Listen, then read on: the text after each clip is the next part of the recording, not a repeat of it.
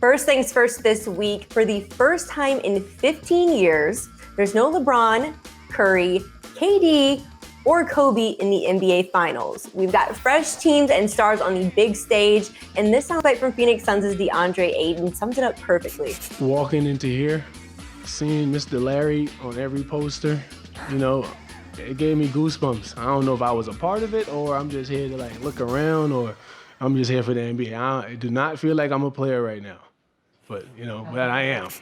Mackenzie, I love this clip because it's such a sense of humility from DeAndre, but you can also tell he's truly just trying to soak it all in. It's like going to Disney World for the first time as a young child.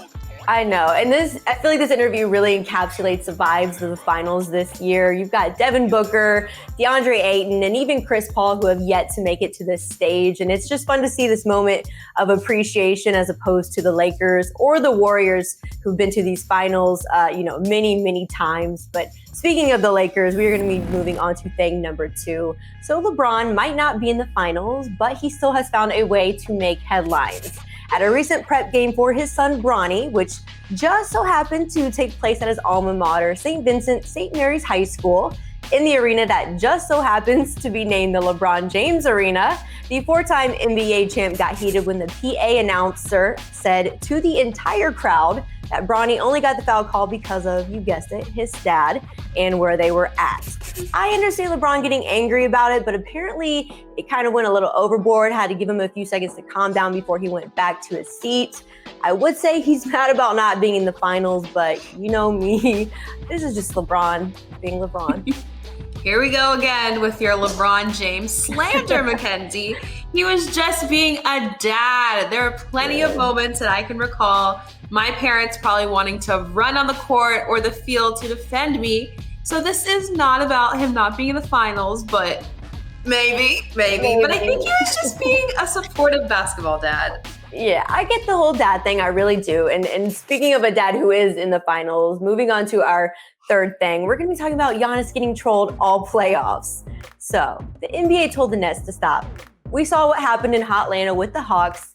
Now we're seeing it in the Valley. Giannis's free throw shooting has become one of the biggest subplots of these playoffs and finals. Giannis has said it himself. It doesn't necessarily bother him when he's at the line, but is that true, or are they actually getting into his head? Honestly, it could be getting into his head, Mackenzie. Imagine you're on the biggest stage for the performance of your life and thousands of people are trying to get under your skin. The counting is such like a college fan base thing to do. It's giving March Madness vibes. And honestly, Giannis never experienced that. Oh yeah, anxiety times 100. I would be stressed out, but I'm just glad he's in the game because we didn't know if he was even going to be able to play in these finals, honestly. And on this topic, I recently spoke with former NBA player Mike Bibby and asked if he ever thought fans impacted his game. So here's what he had to say. I like to chatter a little bit with the fans when I was playing, but I would never let them get into my head. We work so hard to get to this situation, this spot, that it should be second nature to anything you do out there. Giannis seems to agree, saying it doesn't bother him, but you know it does. There is no way that you can stand there in front of thousands of people and not let it bother you, even the slightest bit. Oh, I know I'd be bothered. Hey sports fans, if you want to watch more sports seriously, be sure to check out these clips right here. And make sure you're subscribed to the channel to see all the great content from us here at USA Today Sports.